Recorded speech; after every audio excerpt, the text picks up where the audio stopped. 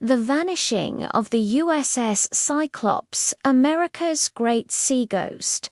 If a ship carrying 10,000 tons of manganese, or 306 souls, and the pride of the US Navy, could simply disappear without a single distress call, without a trace of debris, and without any confirmed explanation for over a century, what else could vanish beneath the quiet blue skin of the Atlantic Ocean? On the morning of March 4, 1918, the coastline of Barbados was still visible behind the enormous hull of the USS Cyclops, the largest fuel ship in the United States Navy. At 542 feet long, she was a floating steel giant, wide-shouldered, slow, and considered practically unsinkable. Her crew included sailors, engineers, stevedores, and a handful of passengers who had boarded after the ship's previous mechanical troubles in Rio de Janeiro.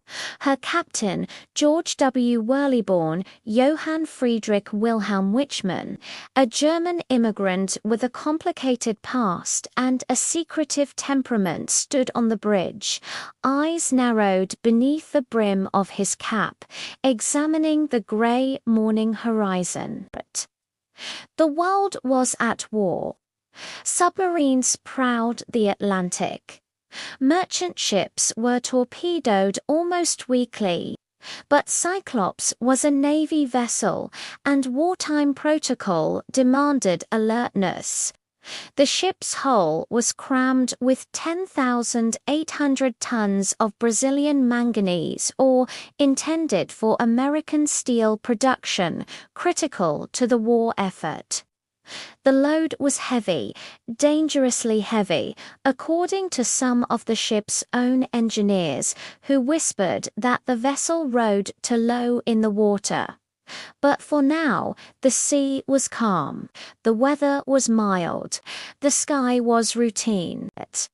There was no sign, no omen that the ship, everyone aboard her, and every trace of their existence would vanish into thin air.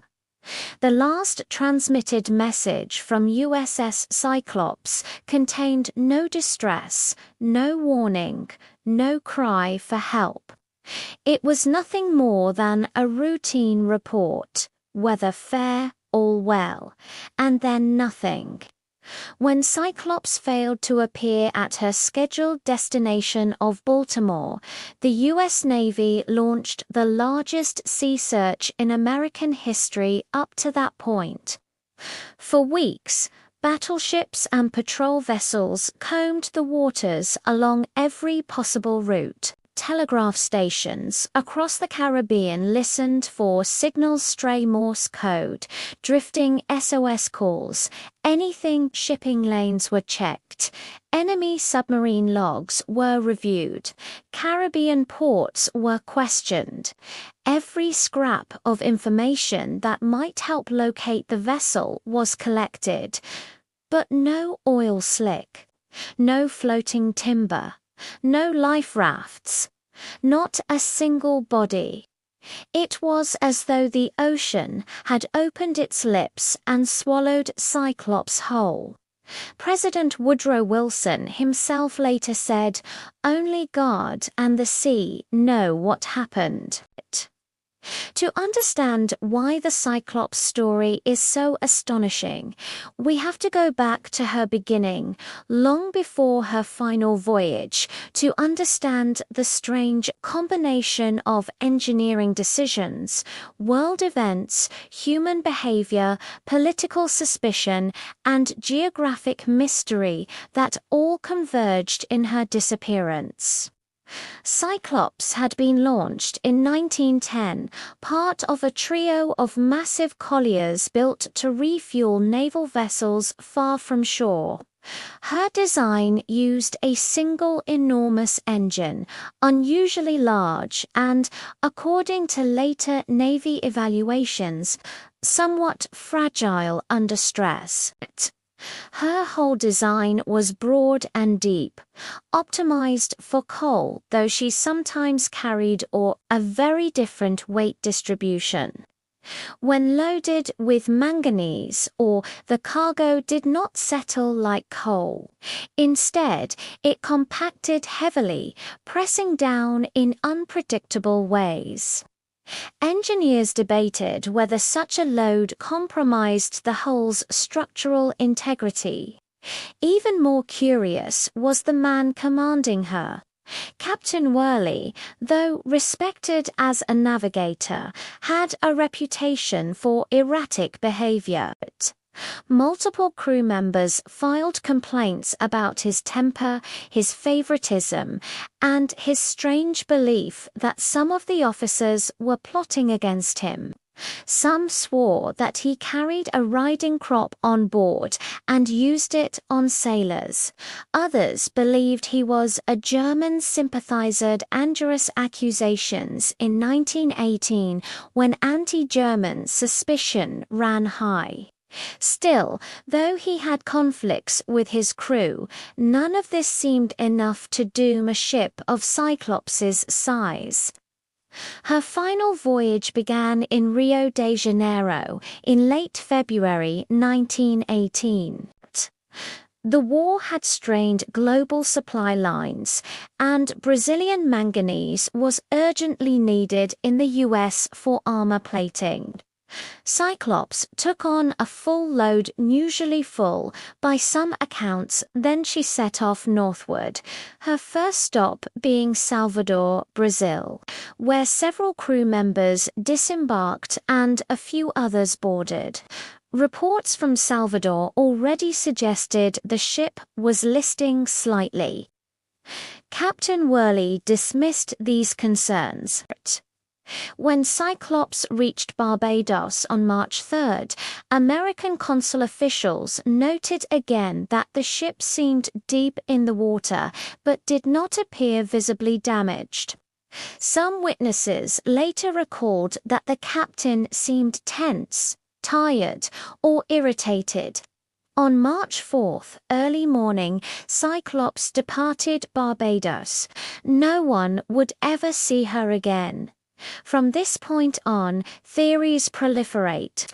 One of the earliest suspicions was enemy sabotage. German U-boats were active along the Atlantic coast, and some newspapers speculated that Cyclops had been torpedoed.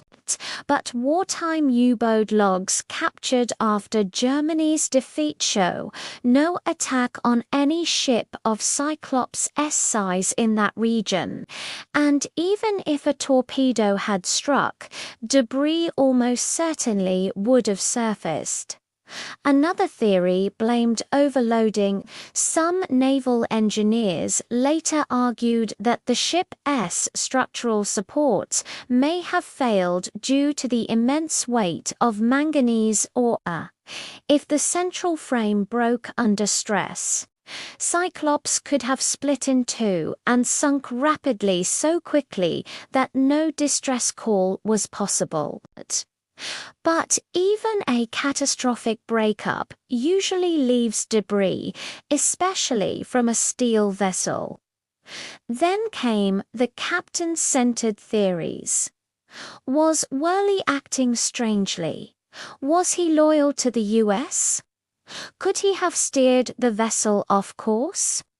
The Navy investigated these concerns but found no evidence of treason or deliberate sabotage.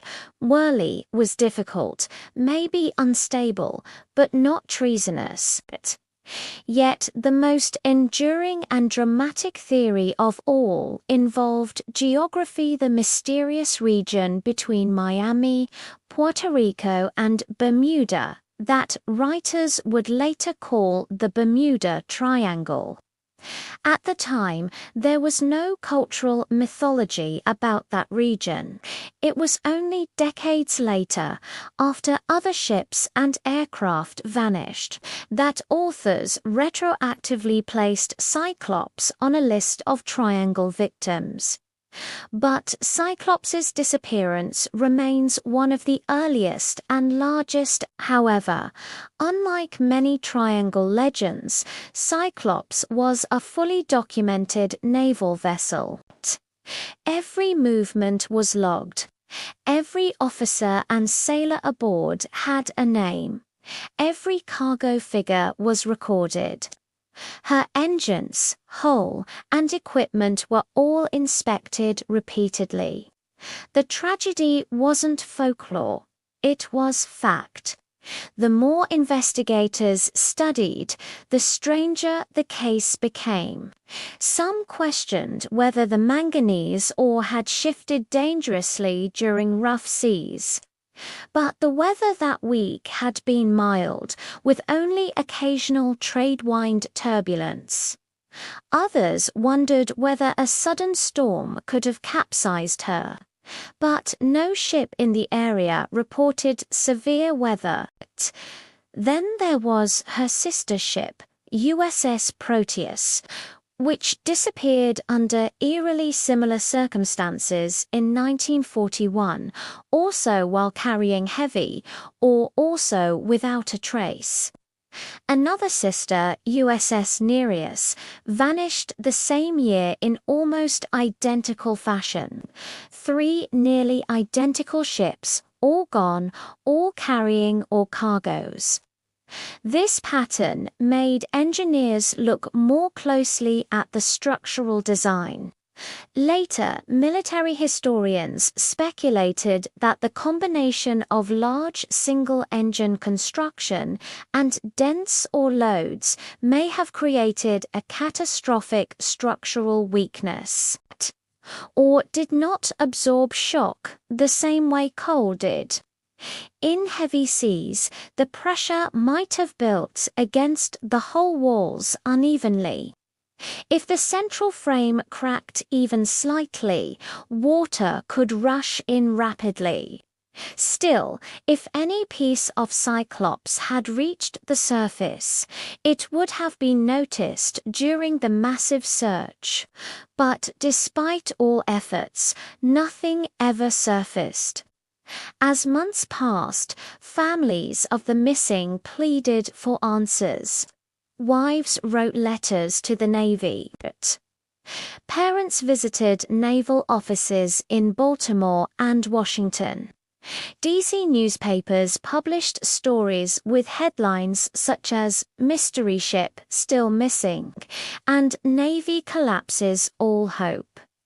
By late spring 1918, the Navy officially declared Cyclops lost.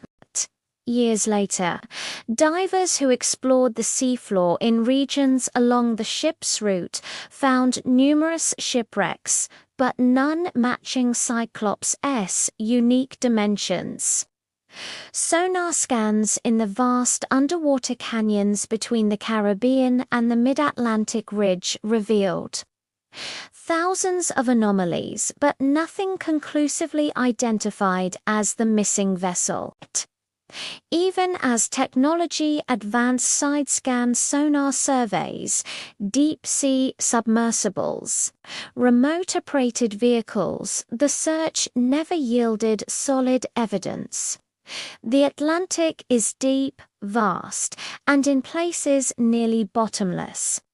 The Puerto Rico Trench, which lay near Cyclops's possible route, is over 27,000 feet deep. If the ship sank there, locating it would be almost impossible even with modern equipment. Over the decades, writers proposed increasingly exotic explanations. Some suggested that the manganese cargo had ignited a chemical reaction. Others proposed mutiny, mechanical explosion, even underwater volcanoes. A few theorists, more imaginative than scientific, described magnetic anomalies, time disturbances, or dimensional slips. But serious historians stress a simpler combination: poor structural design, dangerous cargo load, and possibly a sudden unrecorded storm squall. Still, the lack of physical evidence keeps the mystery alive. For Americans, the Cyclops story remains a reminder of how even the most advanced technology of an era can fail against nature's enormity. In 2018, on the 100th anniversary of the disappearance, the U.S. Navy released a commemorative statement acknowledging the tragedy. The loss of USS Cyclops stands as one of the greatest unsolved mysteries in the history of the United States Navy. Historians revisited the case with fresh eyes. They tracked crew rosters, engineering logs, shipyard records, and diaries from officers and families. They studied oceanographic charts, war records, and meteorological data from March 1918. They analyzed steel fatigue in early 20th century naval vessels. Their findings pointed toward a likely scenario. The ship was overloaded, structurally fragile, and possibly caught off guard by a sudden squall or rogue wave. Yet the absence of any wreckage makes even this likely scenario feel incomplete. Imagine the final hours aboard Cyclops. The pitch and groan of steel under pressure. The low hum of the engine. The weight of or pressing downward. The crew moving between stations. The captain pacing the deck. The calm sea, deceptively calm, a sudden shift in the hull, a sounder crack, a roar, the rush of water, darkness, finality. Whatever happened was so sudden, so absolute, that 306 people never had time to signal the outside world. In the years following the accident, families received pensions, but no closure. The story faded from newspapers as the war ended and the 1920s began. But every so often, a fisherman off the Bahamas reported strange debris on the seabed. A diver off Venezuela swore he saw a massive steel structure in deep water. None of these reports were ever verified. Even modern re-hunters, equipped with state-of-the-art sonar, admit that searching for Cyclops is like trying to find a single coin dropped somewhere in the Grand Canyon. Today, the name USS Cyclops carries an eerie resonance. It stands not just for a ship, but for a reminder that even in an age of technology, warships, radio communication, and steel engineering, the world can still keep secrets. The ocean is older, deeper, and far more mysterious than any human invention. For the United States, the Cyclops tragedy remains a singular wounded's largest non-combat loss of life in naval history, a ghost story written not on paper but on the ocean's surface. The mystery endures not because of the supernatural, but because of the gap between what we know and what we can prove, somewhere beneath thousands of feet of dark Atlantic water. The remains of the USS Cyclops almost certainly lie silent, waiting its hull pressed by crushing pressure, its cargo long settled into the seafloor sands. The ship that vanished without a word continues to call to historians, divers, and storytellers alike. Perhaps one day a deep-sea exploration drone will drift past a line of steel that does not belong to geology. Its cameras will reveal a rusted curve, a collapsed hull, a long-lost Navy emblem, and the century-long mystery will finally end. But until that moment, the vanishing of the USS Cyclops' 306 souls strong remains America's greatest unsolved sea mystery.